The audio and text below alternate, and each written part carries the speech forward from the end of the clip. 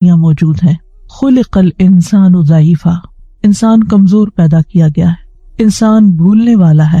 اسی بنا پہ ایسا ہوتا ہے کہ انسان اس دنیا میں بار بار پھسل جاتا ہے۔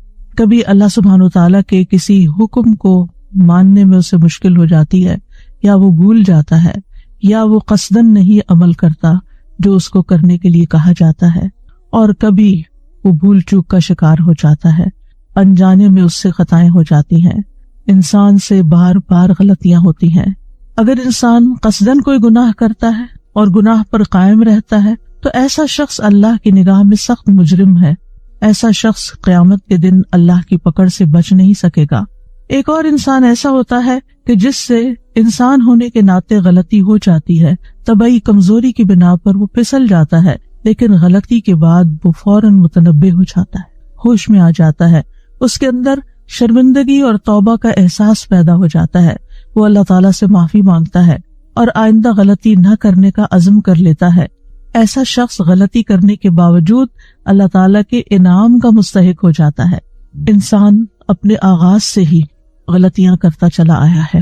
آدم علیہ السلام سے بھی بھول چوک ہوئی تھی، لیکن انجام کار انہوں نے توبہ کر لی، اپنے رب کی طرف رجوع کر لیا اور مزید اللہ تعالیٰ کے قریب ہو گئے، اللہ تعالیٰ نے ان کو چن لیا۔ موسیٰ علیہ السلام سے ایک قبطی کا قتل ہو گیا تھا، انہوں نے فوراً توبہ کر لی، اللہ تعالیٰ نے ان کو اپنے کام کا بنا لیا، چن لیا۔ غلطی انسان سے ہوتی ہے، لیکن غلطی کرنے کے بعد جو شخص توبہ استغفار کر لیتا ہے وہ ایسا ہوتا ہے گویا اس نے غلطی کی ہی نہ ہو، اللہ سبحانہ تعالیٰ اس کو پاک صاف کر دیتا ہے، اور یہ ہم سب کی ضرورت ہے۔ اس لیے بہت ضروری ہے کہ ہم بار بار اللہ تعالیٰ کی طرف پلٹتے رہیں اور توبہ اور استغفار کرتے رہیں۔ قرآن مجید میں اللہ تعالیٰ فرماتے ہیں، اللہ کسی نفس کو اس کی وسعت سے بڑھ کر تکلیف نہیں دیتا، جو اس نے نیکی کمائی وہ اسی کے لیے ہے، اور جو اس نے برائی کمائی وہ اسی کے ذمہ ہے۔ اے ہمارے رب، اگر ہم بھول جائیں یا ہم خطا کریں تو ہمارا مواخذہ نہ کرنا۔ اے ہمارے رب، ہم پر ایسا بوجھ نہ ڈالنا جیسا تو نے ہم سے پہلے لوگوں پر ڈالا تھا۔ اے بوجھ نہ اٹھانے، ہم سے درگزر بخش دے، ہم پر رحم فرما، تو ہی ہمارا مولا ہے، بس کافر قوم کے مقابلے میں ہماری مدد فرما۔ یہ بہت ہی جامع آیت ہے اور عرش کے خزانے تلے سے دی گئی ہے۔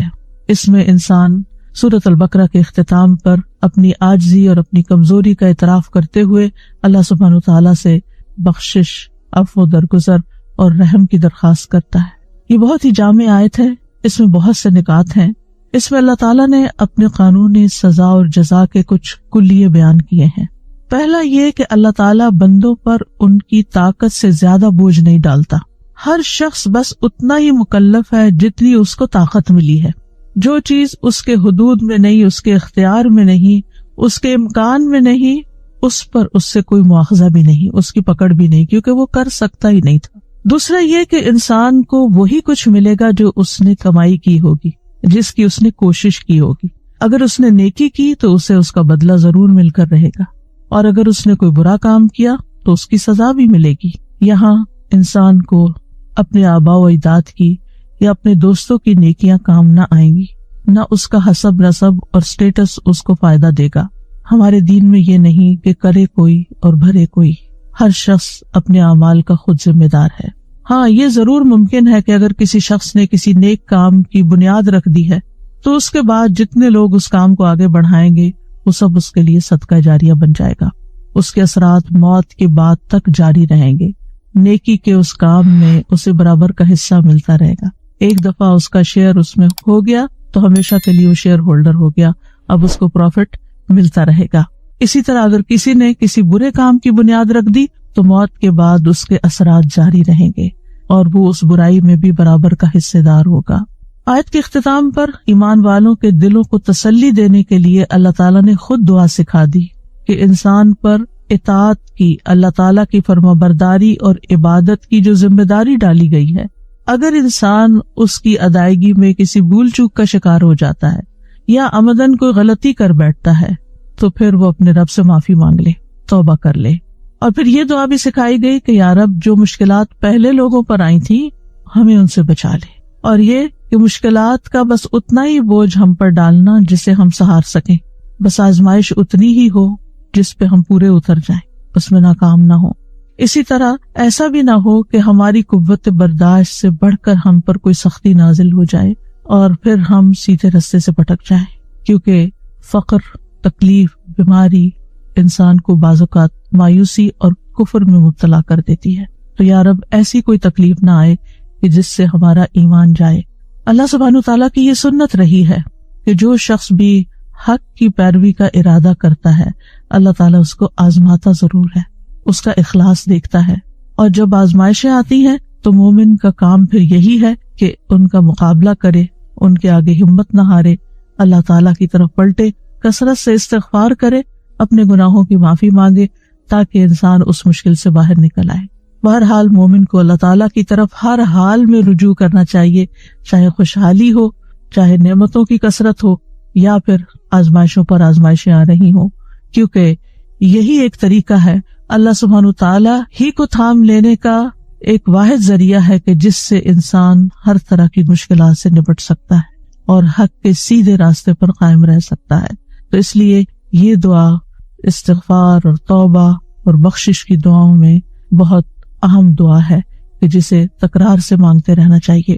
اور اس میں سب سے پہلے جو بات کی گئی، لا یکلف اللہ نفسا الا وسعها، وسع اس چیز کو کہتے ہیں جو انسان پر وسیع ہو جائے، یعنی اس پہ تنگ نہ پڑے، اس پہ تنگی نہ ڈالے۔ مطلب یہ ہے کہ اللہ تعالیٰ کسی نفس کو صرف اس چیز کا ذمہ دار ٹھہرا دیتا ہے جس کی اس کے پاس وسعت ہوتی ہے، یعنی طاقت ہوتی ہے، اور جس کو وہ نبھا سکتا ہے۔ اور سوال یہ پیدا ہوتا ہے کہ کیا یہ شرعی معاملات کی بات ہو رہی ہے یا قدری معاملات کی، تقدیر کی بات ہو رہی؟ یہاں شرعی معاملات کی بات ہو رہی، کیونکہ بعض اوقات تقدیر کے کچھ ایسے فیصلے انسان پر آ جاتے ہیں کہ جو اس کی واقعی برداشت سے باہر ہو جاتے ہیں، جن کو انسان فیس نہیں کر سکتا، بعض اوقات ختم ہو جاتا ہے، بعض اوقات ہوش و حواس کھو بیٹھتا ہے۔ ان آزمائشوں سے بھی پناہ مانگنی چاہیے۔ لیکن یہاں بات ہو رہی ہے لا یکلف اللہ نفسا الا وسعها، یعنی اللہ نے انسان کو عبادت کی کسی بھی ایسی مشقت میں نہیں ڈالا کہ جسے وہ کر نہ سکے۔ یعنی جو نمازیں ہم پر فرض کی گئی ہیں، روزے ہم پر فرض کیے گئے، یا حج ہم پر فرض کیا گیا، یا اسی طرح اور کچھ کام جن کاموں کا ہمیں حکم دیا گیا ہے، ان میں سے کوئی بھی کام ایسا نہیں کہ جو ہم کر نہ سکتے ہوں، اور پھر ان کے کرنے میں بھی بہت وسعت ہے، یعنی اس میں بھی انسان کو سہولت دی گئی ہے کہ اگر ایک طریقے پہ نہیں کر پا رہا تو وہ اس میں رخصت لے لے، اس میں اختصار بھی ہے، اس میں سہولت بھی ہے۔ نماز میں کھڑے نہیں ہو سکتے، بیٹھ جاؤ، بیٹھ نہیں سکتے لیٹ جاؤ، سجدہ نہیں کر سکتے اشارے سے سجدہ کر لو، وضو نہیں کر سکتے تیمم کر لو، اور اسی طرح کے بے شمار مثالیں ہیں کہ جس میں ہمیں بہت وسعت دی گئی ہے، بہت آسانی دی گئی ہے۔ تو یہ اللہ سبحانہ وتعالیٰ کا ایک رحمت کا پہلو ہے کہ اللہ تعالیٰ ہمارے ساتھ آسانی چاہتا ہے، تنگی نہیں چاہتا۔ یرید اللہ بکم اليسر ولا یرید بکم العسر، اللہ تمہارے ساتھ آسانی کا ارادہ کرتا ہے، تنگی کا ارادہ نہیں رکھتا۔ انسان کے لیے یہ بھی ممکن تھا کہ وہ 5 سے زیادہ نمازیں پڑھے، اور بعض لوگ 5 سے زیادہ پڑھتے ہیں، اشراق پڑھتے ہیں، تہجد پڑھتے ہیں، اس کے علاوہ بھی نوافل ادا کرتے ہیں۔ انسان 1 مہینے سے زیادہ کے روزے رکھ سکتا ہے، جو کہ شوال کے روزے آج کل آپ رکھ رہے ہیں، تو آپ کو اندازہ ہے کہ ہاں واقعی رمضان کے پورے کرنے کے بعد 6 اور بھی رکھنے کو دل چاہتا ہے، اور محبت سے رکھتے ہیں، کوئی بوجھ سمجھ کے نہیں۔ اسی طرح حج کے ساتھ ساتھ عمرہ بھی کر سکتا ہے، اور 1 سے زیادہ حج بھی کر سکتا ہے۔ تو یہ جتنی بھی چیزیں ہیں عبادات میں سے، انسان جن کا مکلف قرار دیا گیا ہے، وہ انسان کی وسعت سے باہر نہیں ہے، اور جہاں اس کی وسعت نہیں ہے وہاں اس پر وہ فرض بھی نہیں ہے، مال نہیں ہے تو زکوٰۃ بھی نہیں ہے، وسعت استطاعت نہیں ہے تو حج بھی نہیں ہے، اور اگر بیمار ہے تو روزہ بھی نہیں ہے، بڑھاپا ہے یا ایسی بیماری ہے کہ جو ٹھیک نہیں ہو سکتی تو اس کا بدلے میں فدیہ بھی بتا دیا گیا ہے۔ تو اللہ سبحانہ وتعالیٰ کا یہ خاص فضل ہے کہ اس نے بندوں کو وہی احکامات دیے ہیں جن کے ادا کرنے کی ان کے اندر طاقت ہے، اور ان معاملات میں اللہ تعالیٰ نے کوئی تنگی اور حرج نہیں رکھا۔ قرآن مجید میں آتا ہے وَمَا جَعَلَ عَلَيْكُمْ فِي الدِّينِ مِنْ حَرَجٍ، اس نے دین میں تم پر کوئی تنگی نہیں رکھی بلکہ آسانی کا ارادہ کیا ہے۔ نبی صلی اللہ علیہ وسلم نے فرمایا میں یہودیت اور نصرانیت لے کر نہیں آیا، مجھے نرمی اور سہولت والی شریعت دے کر بھیجا گیا ہے، کیونکہ ان کو جو احکامات ملے ان میں ہماری شریعت کے مقابلے میں سختی تھی، اور کچھ انہوں نے اپنے اوپر مزید سختیاں اپنے مرضی سے جیسے رہبانیت ایجاد کر لی، کچھ اور اپنے لیے مشکلات ڈال لیں۔ اسی طرح ایک اور حدیث میں آتا ہے، نبی صلی اللہ علیہ وسلم نے فرمایا، بے شک دین آسان ہے اور جو شخص دین میں سختی اختیار کرے گا تو دین اس پہ غالب آ جائے گا، یعنی اس کی سختی نہیں چل سکے گی۔ بس اپنے عمل میں پختگی اختیار کرو اور جہاں تک ہو میانہ روی برتو اور خوش ہو جاؤ، اور صبح اور شام اور دوپہر اور کسی قدر رات میں عبادت سے مدد حاصل کرو۔ یعنی یہ عبادات دراصل اس زندگی کا جو امتحان ہے اور جو ہماری مشکلات ہیں ان میں بھی آسانی پیدا کرنے کے لیے، یہ ہمیں راحت دینے کے لیے ہے، ہمارے اندر ایمان کی قوت بڑھانے کے لیے ہے، جس کے بعد ہم ہر طرح کی مشکلات کا بہتر طور پر مقابلہ کر سکتے ہیں۔ یہ عبادات ہمیں تکلیف میں مبتلا کرنے کے لیے نہیں ہے، بلکہ ہماری زندگی میں آسانی پیدا کرنے کے لیے ہے۔ پھر فرمایا، لہا ما کسبت وعلیہا ما اکتسبت، انسان ہی کو ملے گا جو اس نے کمائی کی، یعنی جس نفس نے جو کیا اس کو اس کا فائدہ پہنچ کر رہے گا، یعنی نیک اعمال اور محنت مشقت جو بھی اس نے کی اس کا اجر و ثواب اسی کے لیے، اور پھر اسی کے ذمہ ہے جو اس نے کمایا، یعنی گناہ کمایا۔ اکتسبت، یہاں کسبت نیک اعمال کے لیے آیا اور اکتسبت برے اعمال کے لیے آیا ہے۔ اس کی وجہ کیا ہے؟ نیکی کرنے کے لیے کوئی بہت بڑی مشقت نہیں کرنی پڑتی، معمولی کوشش سے بھی انسان نیکی کر لیتا، چھوٹی چھوٹی بے شمار آسان نیکیاں ہیں، کتاب بھی ہے چھوٹی سی آسان نیکیاں، تو اس میں بھی چھوٹے چھوٹے کام ایسے بتائے گئے ہیں جن کا بہت بڑا اجر اور ثواب ہے۔ اور اکتسبت، اکتساب میں تا زائد ہے، اس میں آپ دیکھیے کہ قاعدہ یہ ہے کہ جب کسی فعل کے اندر حروف زیادہ ہوتے ہیں تو معنی میں بھی شدت آ جاتی ہے۔ تو اکتساب میں یہ ہے کہ ارادتاً کوشش کرنا، یعنی عمدن گناہ کا ارادہ کر کے پھر اس کے لیے کوشش بھی کرنا یا اسے کمانا، کیونکہ انسان پر کوئی گناہ اس وقت تک نہیں لکھا جاتا جب تک وہ عمدن گناہ یعنی جان بوجھ کے گناہ نہیں کرتا اور اس کے لیے کوئی کوشش نہیں کرتا۔ جو چیز اچانک ہو جائے، بھول چوک ہو جائے، اس پہ پکڑ بھی نہیں ہے، وہ انسان کے لیے لکھی بھی نہیں جاتی۔ تو گویا گناہ کرنے کے لیے انسان اپنا ارادہ اور کوشش استعمال کرتا ہے، اور نیکی کرنے کے لیے اس کے مقابلے میں اس کو زیادہ محنت نہیں کرنی پڑتی۔ اور پھر یہ ہے کہ گناہ کا وبال گناہ کرنے والے پر ہوگا، لا تزر وازرۃ وزر اخرى ومن یکسب فانما یکسبہ علی نفسہ، جو شخص کوئی گناہ کماتا ہے وہ اپنی جان پر ہی کماتا ہے، یعنی اس کا بوجھ خود ہی اس کو اٹھانا ہوگا۔ وان لیس للانسان الا ما سعى، انسان کو وہی ملے گا جس کی اس نے کوشش کی، یعنی جو کوشش سے اور ارادتاً گناہ کیا وہی اس کے ذمہ آئے گا۔ اور نیکی کے بارے میں آتا ہے، من جاء بالحسنۃ فلہ عشر امثالها، جس نے ایک نیکی کی اس کے لیے 10 گناہ ہے، لیکن اس کے برعکس ومن جاء بالسیئۃ فلا یجزی الا مثلها، برائی کی تو بس اتنا ہی بدلہ اس کو ملے گا، وہم لا یظلمون، کسی پر ظلم نہیں کیا جائے گا۔ پھر فرمایا، ربنا لا تؤاخذنا ان نسینا او اخطأنا، یہاں اللہ تعالیٰ کو رب کہہ کے پکارا گیا، ربوبیت کا وسیلہ دیا گیا، واسطہ دیا گیا۔ یہ جو آتا ہے نا، وَلِلَّهِ الْأَسْمَاءُ الْحُسْنَى فَادْعُوهُ بِهَا، اللہ کے اچھے اچھے نام ہیں، ان کے ساتھ اس کو پکارو، تو اسی میں سے ایک چیز یہ ہے جب ہم کہتے ہیں ربنا، یہ اللہ کے نام کے ساتھ ہم اللہ تعالیٰ کو پکارتے ہیں، کیونکہ ہمارا رب خالق مالک مدبر وہی ہے، اور جو ہم یہاں مانگ رہے ہیں اس کا تعلق اس کے رب ہونے سے ہے کہ وہی ہمیں دے سکتا ہے۔ اور اکثر آپ دیکھیں گے قرآن مجید میں کہ دعا مانگنے کو اللہ تعالیٰ کی ربوبیت کے ساتھ ہی قرآن مجید میں خاص کیا گیا، اسی لیے قرآن مجید کی اکثر دعائیں، بلکہ تقریباً سب دعائیں جو ہیں الا ماشاء اللہ وہ ربنا سے ہی شروع ہوتی ہیں۔ تو ربنا لا تؤاخذنا ان نسینا او اخطانا، اللہ ہمیں نہ پکڑنا، یعنی ہمیں سزا نہیں دینا اگر ہم بھول جائیں۔ بھول کب ہوتی ہے؟ جب انسان کو کسی چیز کا علم ہوتا ہے اور پھر علم کے بعد وہ اس کام کو بھول کر لیتا ہے، اور خطا کیا ہوتی ہے؟ علم ہی نہیں ہوتا، لا علمی میں غلطیاں کر رہا ہوتا ہے۔ جیسے ریسنٹلی میں نے دیکھا کہ مسلمانوں کی جب اجتماعی صورتحال دیکھتے ہیں اور سب سے بڑی عبادت و نماز ہی ہے، تو جب میں مسجد نبی میں اپنے دائیں بائیں دیکھتی تھی تو اور خواتین ہی ہوتی تھی تو بہت ہی زیادہ تکلیف ہوتی تھی اس بات کی کہ نماز کے بنیادی فرائض تک سے غافل ہیں یا لا علم ہے، معلوم ہی نہیں سطر کتنا ڈھانکنا ہے، نماز میں کہاں دیکھنا ہے، نماز میں سجدہ کیسے کرنا ہے، رکوع کیسے کرنا ہے، کیونکہ بہت سارے لوگ ہوتے ہیں نا، نظر پڑ جاتی ہے آگے، آپ کے آگے جو سب نظر پڑ جاتی ہے، کسی نے گردن اٹھائی ہوئی ہے، کسی نے جھکائی ہوئی ہے، بس ایسے ہی تھوڑا سا جھکا ہوا ہے کوئی، اور آپ کو معلوم ہے کہ اگر رکوع اور سجدہ صحیح نہ ہو تو نماز ہی نہیں ہوتی۔ لیکن بہت ہی دل تکلیف میں آ جاتا تھا کہ یا رب ان سب کو کون ایجوکیٹ کرے اور کون بتائے اور کس طرح ان کی تربیت کی جائے. بہرحال ہم سب پر لازم ہے خود بھی سیکھیں اور دوسروں کو بھی سکھائیں، اور جہاں جہاں تک ہم پہنچا سکیں پہنچائیں، اور کم از کم اپنے دائیں بائیں اور اپنے گھر میں اور اپنے بچوں کو تو صحیح نماز پڑھنا سکھا دیں. پھر اسی طرح سطر میں آپ دیکھیں کہ ہارڈلی کوئی ایسی خاتون ہوگی خصوصاً پاکستانی ڈریس میں کہ جس کے ٹخنے ڈھکے ہوئے ہوں، اور ٹخنے تو کیا آدھی رکوع اور سجدے میں جاتے ہوئے پنڈلیاں بھی نظر آ جاتی. جب سطر ہی نہیں تو نماز کہاں سے ہوگی؟ دکھ کس بات کا ہوتا ہے کہ اتنا مال اور وقت اور جد و جہد خرچ کر کے آپ یہاں پہنچے ہیں اللہ کے گھر میں، اور کرنا کیا ہے وہ آتا ہی نہیں ہے. تو یہ نہیں آتا، کیوں نہیں آتا؟ اگر لا علمی کی بنا پر ہے تو یہ خطا ہے، پتہ نہیں ہے. اور اسی طرح پھر ارادتاً بھی کرنا، یعنی آپ کو کوئی بتاتا بھی ہے اور آپ سننے کو تیار نہیں ہوتے. یعنی بہت دفعہ ایسا بھی ہوتا ہے، وہ کہتے ہیں جیسے ہم کریں ایسے ٹھیک ہے، بس یہی صحیح ہے. نسیان یعنی بھول چوک کہ دل کا ایک معلوم چیز سے غافل ہو جانا. معلوم تھا لیکن بھول گئے.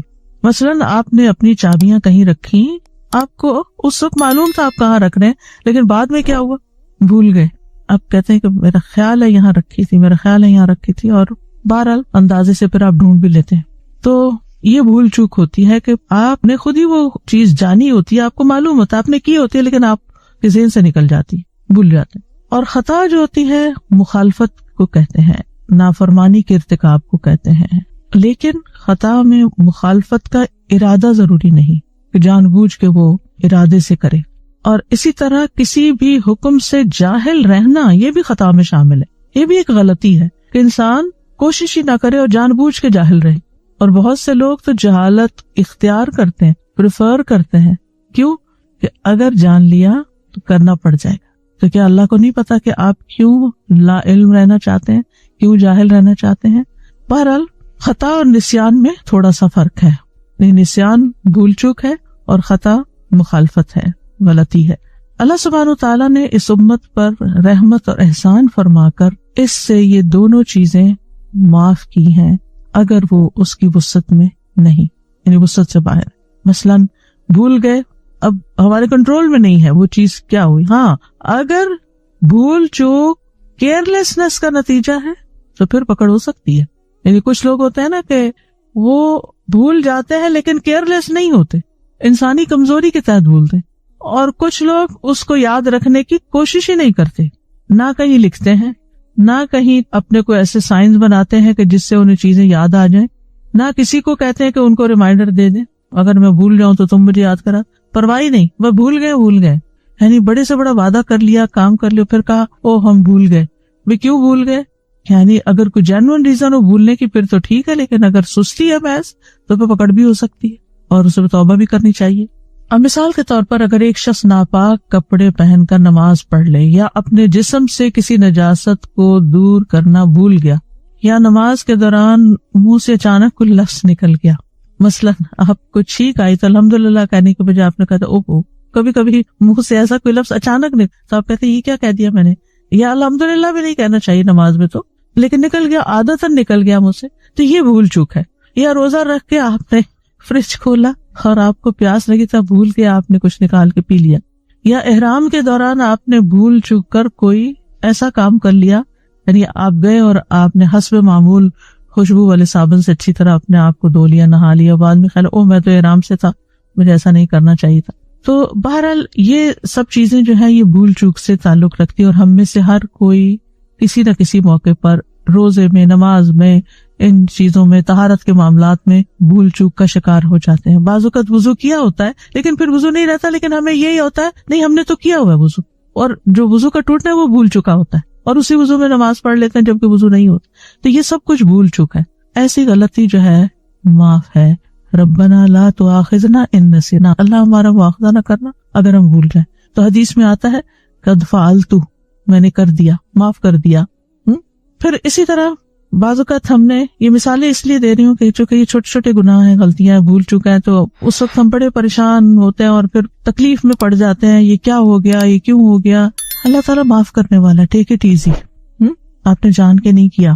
مثلا کسی کام کے نہ کرنے کی قسم کھا رکھی تھی آپ نے، اور پھر اچانک سے آپ نے وہ کر لیا. آپ بھول گئے کہ اوہ میں نے تو قسم کھائی ہوئی تھی کہ میں نے نہیں کرنا. اسی طرح غلطی سے آپ نے کسی کا کوئی نقصان کر دیا، آپ سے کسی کا برتن ٹوٹ گیا، حالانکہ آپ کا کوئی ارادہ نہیں تھا توڑنے کا، ٹوٹ گیا، اب اس سے آپ کو گناہ نہیں ہوگا، اگرچہ غلطی ہے۔ ہاں اگر آپ بہت ہی کیئر لیس تھے اور آپ کہتے کیا فرق پڑتا ہے ٹوٹ جائے، وہ پھر اور چیز ہے، وہ معاملہ الگ ہے، لیکن جنرلی انسان جب بھول جاتا ہے تو اس پر اس کی پکڑ نہیں ہے۔ اسی طرح آپ دیکھیے کہ مثلا وضو کرنے سے پہلے آپ بسم اللہ بھول گئے، واش روم جانے سے پہلے آپ دعا پڑھنا بھول گئے، تو یہ چیزیں ہوتی رہتی نا، ہم سب کے ساتھ ہوتی رہتی۔ کچھ فرائض ہوتے ہیں، واجبات ہوتے ہیں، کچھ سنتیں ہوتی ہیں، کچھ مستحبات ہوتے ہیں، تو بعض اوقات ہم چلے مستحبات اور سنتیں بھول بھی جائیں تو فرائض تو نہیں بھولنے نا۔ بعض اوقات نماز تک لوگ پڑھنا بھول جاتے، زندگی میں کبھی نہ کبھی آپ کے ساتھ بھی ایسا ہو چکا ہوگا کہ آپ کہتے اوہ، کبھی آپ اذکار کرنا بھول جاتے، تو یہ بھول ہمارے ساتھ لگی ہوئی ہے۔ انسانوں کا جو مادہ ہے اس کے اندر ہی نسیان موجود ہے۔ آدم علیہ السلام سے بھی بھول ہوئی تھی، بھول گئے تھے، حالانکہ رب نے ان کو بلا واسطہ ڈائریکٹ حکم دیا تھا۔ ہمیں تو پیغمبروں کے واسطے سے ملا ہے نا، یہ کرنا یہ نہیں کرنا، لیکن آدم علیہ السلام کو تو اللہ تعالیٰ نے خود فرمایا تھا وَلَا تَقْرَبَا هَٰذِهِ الشَّجَرَةَ فَتَكُونَا مِنَ الظَّالِمِينَ، لیکن پھر کیا ہوا، براہ راست لیا ہوا حکم بھی بھول گئے کہ اللہ تعالیٰ نے تو منع کیا تھا، شیطان کی باتوں میں آ گئے، تو یہ ایسا ہوتا ہے۔ تو بہرحال نبی صلی اللہ علیہ وسلم نے بھی اس کی مزید وضاحت فرمائی ایک حدیث میں، بے شک اللہ نے میری امت سے غلطی، بھول اور جس چیز پر لوگوں کو مجبور کر دیا جائے اس سے درگزر کیا ہے۔ یعنی بعض اوقات آپ خود ایک کام بالکل نہیں کرنا چاہتے، بالکل نہیں کرنا، لیکن آپ کے اوپر ایسا دباؤ ہوتا ہے ہسبینڈ کی طرف سے یا والد کی طرف سے یا کسی اور کی طرف سے، ایسا دباؤ ہوتا ہے کہ اگر آپ ان کی بات نہ مانیں تو بہت بڑے کانسیکوینسز آپ پر آ سکتے ہیں۔ تو ایسی صورت میں استقراہ کے ساتھ انسان اگر کوئی چیز کر لیتا ہے تو اللہ سبحانہ وتعالیٰ نے اس کی معافی کا بھی وعدہ کیا ہے۔ یعنی کہنے کا مطلب یہ ہے کہ بھول کی وجہ سے یا غلطی سے کوئی کام کر دینے کی وجہ سے پکڑ نہیں ہوگی۔ نبی صلی اللہ علیہ وسلم نے فرمایا جب کوئی بھول گیا اور اس نے کچھ کھا پی لیا تو اسے چاہیے کہ اپنا روزہ پورا کرے، کیونکہ اللہ نے اس کو کھلایا اور اسی نے پلایا۔ پھر اسی طرح یہ ہے کہ حجۃ الوداع کے موقع پر نبی صلی اللہ علیہ وسلم مینا میں تھے تاکہ لوگ آپ سے مسائل پوچھ سکیں۔ ایک شخص آیا اور کہنے لگا مجھے پتا نہیں تھا، میں نے ذبح کرنے سے پہلے ہی سر منڈا لیا۔ آپ نے فرمایا کوئی حرج نہیں، اب ذبح کر لو۔ ایک دوسرا آیا، کہا میں نے کنکریاں مارنے سے پہلے ہی قربانی کر لی، مجھے پتا نہیں تھا۔ آپ نے فرمایا کوئی حرج نہیں، اب رمی کر لو۔ ایک اور شخص آیا، اس نے بھی اسی طرح کچھ آگے پیچھے کر لیا۔ تو نبی صلی اللہ علیہ وسلم سے جس چیز کا بھی سوال ہوا جو کسی نے آگے پیچھے کر لی تھی تو آپ نے یہی فرمایا کوئی بات نہیں، اب کر لو۔ یہ ہے دین کا آسان ہونا۔ لا علمی کی بنا پر اگر کوئی چیز آگے پیچھے ہو گئی کوئی بات نہیں، ہاں جان بوجھ کے اور کوتاہی اور سستی کی وجہ سے وہ پھر اور بات ہے۔ ارادتاً کوئی گناہ کیا تو اس پر پکڑ ہے۔ سورۃ الاحزاب میں آتا ہے وَلَيْسَ عَلَيْكُمْ جُنَاحٌ فِي مَا أَخْطَأْتُمْ بِهِ وَلَكِنْ مَا تَعَمَّدَتْ قُلُوبُكُمْ، اور اس پر تم پر کوئی گناہ نہیں جس میں تم نے خطا کی، اور لیکن جو تمہارے دلوں نے ارادہ کیا، یعنی اس پر پکڑ ہے۔ حقوق العباد کا معاملہ تھوڑا سا مختلف، کیونکہ حقوق اللہ تعالیٰ نے معاف کرنے نا تو وہ معاف کر دیتا ہے، لیکن حقوق العباد میں بھول چوک ہو جائے، غلطی ہو جائے تو پھر ایسی صورت میں انسان کو دوسرے کا حق ادا کر دینا چاہیے۔ اس سلسلے میں ایک روایت ہے، حضرت علی بن ابی طالب رضی اللہ عنہ فاطمہ رضی اللہ عنہ کے پاس آئے تو حسن اور حسین دونوں رو رہے تھے۔ پوچھا کیوں رو رہے ہیں؟ کہا بھوک کی وجہ سے رو رہے ہیں۔ حضرت علی باہر نکلے، انہیں بازار میں ایک دینار پڑا ہوا ملا تو وہ فاطمہ رضی اللہ تعالیٰ عنہ کے پاس آئے اور بتایا تو انہوں نے کہا فلاں یہودی کے پاس جائیں اور آٹا لے آئے۔ وہ یہودی کے پاس آئے، اس سے آٹا خریدا۔ یہودی نے کہا کہ آپ اس شخص کے داماد ہیں جو کہتا ہے میں اللہ کا رسول ہوں؟ انہوں نے کہا ہاں۔ تو یہودی نے کہا اپنا دینار واپس لے لیں اور آٹا لے جائیں۔ اس پر حضرت علی وہاں سے آٹا لے کر حضرت فاطمہ کے پاس آئے، ساری بات بتائی تو انہوں نے کہا اچھا پھر اس سے فلاں کسائی کے پاس جائیں اور 1 درہم کا گوشت لے آئے۔ چنانچہ وہ گئے اور اس کے پاس دینار گروی رکھوایا اور 1 درہم کا گوشت لے آئے۔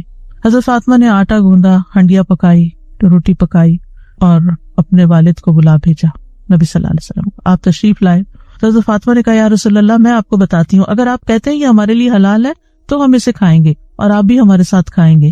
اور اس کا قصہ کچھ یوں ہے، یعنی آپ نے سارا ڈیٹیل بتائی تو آپ نے فرمایا اللہ کا نام لے کر کھا لو۔ چنانچہ سب نے کھا لیا۔ ابھی وہ اپنی جگہ ہی بیٹھے تھے کہ ایک لڑکا اللہ اور اسلام کا واسطہ دے کر اپنا گم شدہ دینار ڈھونڈتا پھر رہا تھا۔ تو رسول اللہ صلی اللہ علیہ وسلم نے حکم دیا، اسے بلایا گیا۔ آپ نے اس سے پوچھا تو اس نے کہا مجھ سے بازار میں گرا ہے۔ تو نبی صلی اللہ علیہ وسلم نے فرمایا اے علی قصاب کے پاس جاؤ، اس سے کہو کہ رسول اللہ صلی اللہ علیہ وسلم فرماتے ہیں وہ دینار میرے ہاں بھیج دو اور تمہارا درہم میرے ذمہ ہے، یعنی نبی صلی اللہ علیہ وسلم خود تمہیں پیمنٹ کریں گے جتنے کا گوشت آیا۔ چنانچہ اس نے دینار بھجوا دیا تو آپ صلی اللہ علیہ وسلم نے وہ دینار اس لڑکے کے حوالے کر دیا۔ اس سے کیا پتہ چلتا ہے کہ اگر کسی کی کوئی چیز گر گئی اور اگر آپ کے ہاتھ لگی ہے اور آپ نے کہیں آگے بھی کر دی ہے تو اس کو لوٹائی جائے گی جو اس کا اصل مالک ہے۔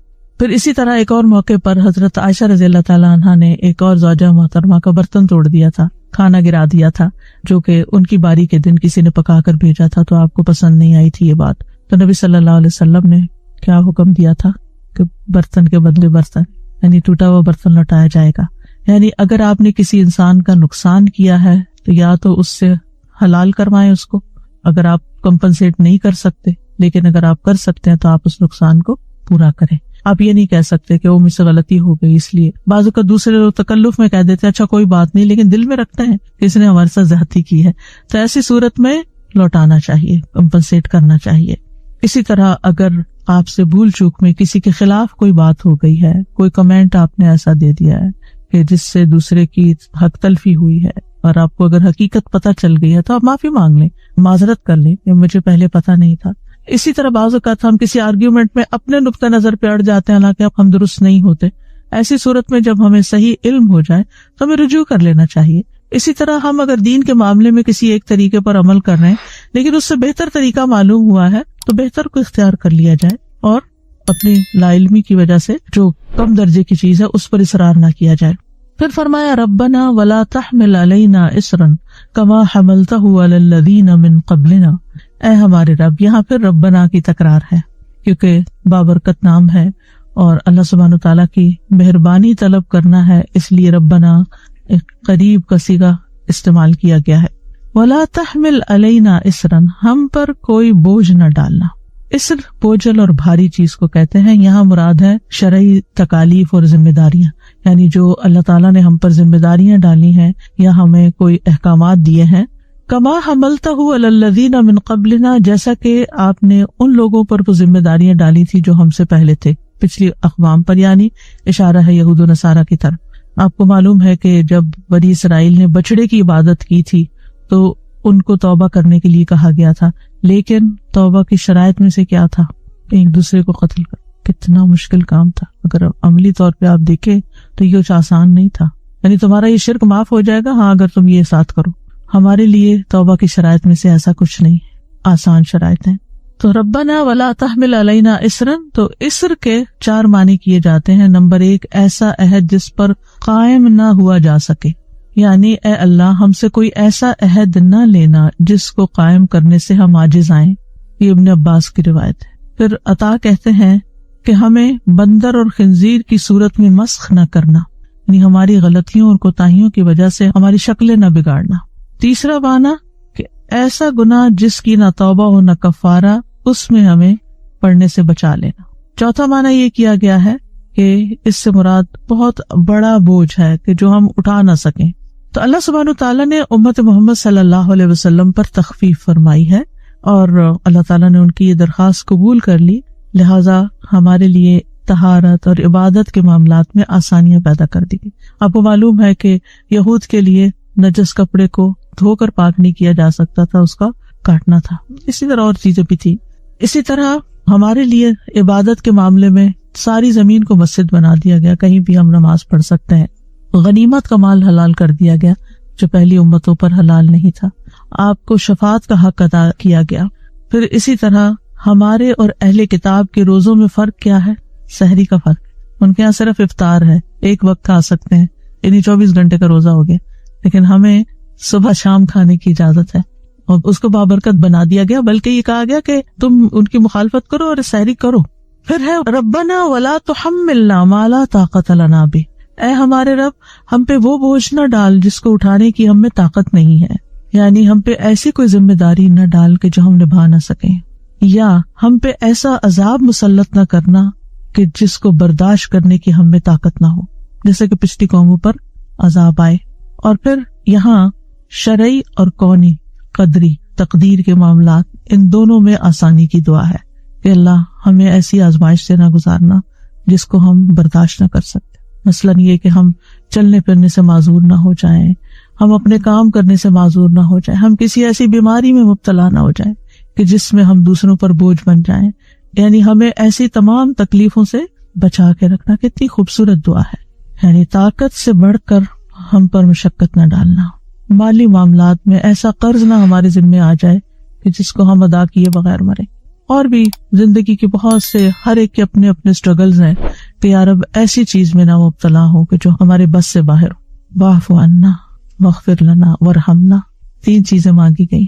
واعف عنا، ہم سے اس معاملے میں درگزر کرنا جو ہم کر نہیں سکے، یعنی آپ نے ہمیں حکم دیا ہم کر نہ پائے، جو فرائض تھے یا واجبات اس میں کوئی کمی رہ گئی. آپ یہ جانتے ہیں نا کہ آخری عشرے کی طاق راتوں میں سے لیلۃ القدر میں پڑھی جانے والی دعا اللہم انک عفو تحب العفو فاعف عنا کیوں ہے؟ کہ اللہ اگرچہ ہم نے روزے رکھ لیے، ہم نے نمازیں پڑھ لی، ہم نے قیام کر لیا، ہم نے صدقات کر لیے، لیکن آپ میں سے ہر ایک نے محسوس کیا ہوگا کہ یار اب حق نہیں ادا ہوا، جو کرنا چاہتے تھے اتنا نہیں کر پائے. تو پھر کیا ہے؟ واعف عنا، اللہ ہم سے درگزر کر، بس جو کر سکتے تھے ٹوٹا پوٹا کیا، لیکن باقی آپ ہمیں معاف کر دیں. تو واعف عنا، ہمیں معاف کر دے، یعنی استغفار اور توبہ اور ان میں بھی تھوڑا تھوڑا فرق ہے. تو یہاں عفو کی درخواست ہے کہ یا رب جو احکامات آپ نے دیے، جو فرائض ہم پر عائد کیے، جو واجبات ہم پر لازم تھے، ان میں جو ہم سے کوتاہی ہو گئی ہے، جن کو ہم صحیح طور پر ادا نہیں کر پائے، ان سے متعلق ہم سے حساب نہ کرنا، درگزر فرما دینا. واغفر لنا، اور جن گناہوں کا ہم نے ارتکاب کیا ہے ان کو ڈھانپ دینا، ان کو بخش دینا. یعنی جو آپ نے حکم دیا اور ہم نے کیا نہیں، ایک تو یہ کہ کیا اور حق ادا نہیں کیا، اور دوسرا یہ کیا ہی نہیں یا اس کے اپوزٹ کر دیا، تو اس معاملے میں تو ہمیں معاف کر دینا. اور ورحمنا، ہم پر رحمت کے ساتھ مہربانی فرما تاکہ ہم پچھلے گناہوں سے نکل آئے اور آئندہ ہمیں نیکی پر استقامت نصیب ہو اور ہم گناہ میں گرفتار نہ ہو، کیونکہ انسان کو نیکی کی توفیق بھی اللہ کی رحمت سے ملتی ہے اور انسان کو گناہوں سے بچنے کی توفیق بھی صرف اللہ کی رحمت سے حاصل ہوتی ہے. یہ اللہ کی رحمت ہوتی ہے. ورحمنا، یعنی جو ہو چکا اس کے بارے میں بھی رحم کے طلبگار ہیں، اور آئندہ بھی استقامت کے لیے ہم تیری رحمت کے طلبگار ہیں. اور پھر یہ کہ اگر ہم کسی کام میں کوتاہی کریں، سستی کریں، بھول چوک کا شکار ہوں، ان سب چیزوں میں بس تو اپنی رحمت فرما دینا، ہمیں پکڑنا نہیں، ہمیں معافی کر دینا. تو گناہگار انسان 3 چیزوں کا محتاج ہوتا ہے. پہلا یہ کہ جو بندے اور اللہ کے درمیان کا معاملہ ہے، یعنی حقوق اللہ ہے، اللہ تعالیٰ ان کے معاملے میں درگزر فرمائے، واعف عنا. دوسرا یہ کہ جو اللہ اور بندے کے درمیان ہے یا بندوں کے ساتھ ہماری جو کمی بیشی ہو جاتی ہے، اس معاملے میں جو ہم سے کوتاہی ہوتی ہے، گناہ ہوتا ہے، زیادتی ہوتی ہے، اللہ اس کو پردے میں رکھ، ہمارے عیبوں کو دوسروں سے چھپا کے رکھ، دنیا میں بھی اور آخرت میں بھی، اور ہمیں معاف کر دے گویا ہم نے کیے ہی نہ ہو. اور تیسرا یہ کہ اللہ تعالیٰ اپنی رحمت کے ساتھ ہمیں اپنی حفاظت میں رکھے اور اس جیسے گناہ مزید نہ کرے. پھر اسی طرح یہ ہے کہ کبھی گناہ دل میں ہوتے ہیں، کبھی زبان پہ ہوتے ہیں، کبھی اعضاء میں ہوتے ہیں. کبھی آپ بیٹھ کے غور کریں، سوچیں کہ مختلف اعضاء کے سر سے لے کے پاؤں تک کے کیا کیا گناہ ہیں. یعنی ہم دل کے وسوسے اور بدگمانیاں اور اس طرح کی چیزیں ان کو بھی ہم سمجھتے ہیں، زبان سے بھی جو غلطیاں ہوتی ہیں ان کو بھی سمجھتے ہیں، لیکن عام طور پر جو باقی اعضاء سے ہمارے گناہ ہوتے ہیں ان کی طرف ہم توجہ نہیں کرتے. مثال کے طور پہ سر سے شروع کر لیں. آپ سر ڈھانکنے ایک مسلمان عورت پر لازم، نماز میں ہو، باہر ہو. کتنی مسلمان عورتیں ہیں جو اس بات کو لازم ہی نہیں سمجھتی، ضروری نہیں سمجھتی. نگاہیں ہیں ہماری حرام چیزوں پہ نہیں پڑنی چاہیے، لوگوں کے عیبوں کے پیچھے نہیں پڑنا چاہیے، کہاں بچتے ہیں. پھر اسی طرح چہرے کی زیب و زینت کے ساتھ باہر نہیں نکلنا چاہیے، اچھے بھلے سمجھدار لوگ پھسل جاتے ہیں. پھر زبان ہے، زبان کے ساتھ ہم کیا کرتے ہیں، اللہ ہی ہمیں اپنی حفاظت میں رکھے اور ہمارے عیب ڈھانکے، ورنہ ہم راہ چلتے بھی زبان سے کچھ نہ کچھ ایسی بات نکال دیتے ہیں جو کبھی دوسروں کو ہرٹ کرنے کا سبب ہوتی، کبھی اللہ تعالیٰ کو ناراض کرنے کا سبب ہو جاتا. پھر اس کے بعد آپ دیکھیے کہ جسم کے باقی حصے ہیں، لباس کا معاملہ ہے، ہاتھوں کے ساتھ جو کچھ کرتے ہیں ہم، پاؤں چل کے کہاں جاتے ہیں، کھانے پینے کے معاملے میں جو ہماری بے احتیاطیاں ہیں، حلال حرام کی پرواہ نہ کرنا، مشکوک چیزوں سے نہ بچنا، یعنی بے شمار چیزیں ایسی ہیں.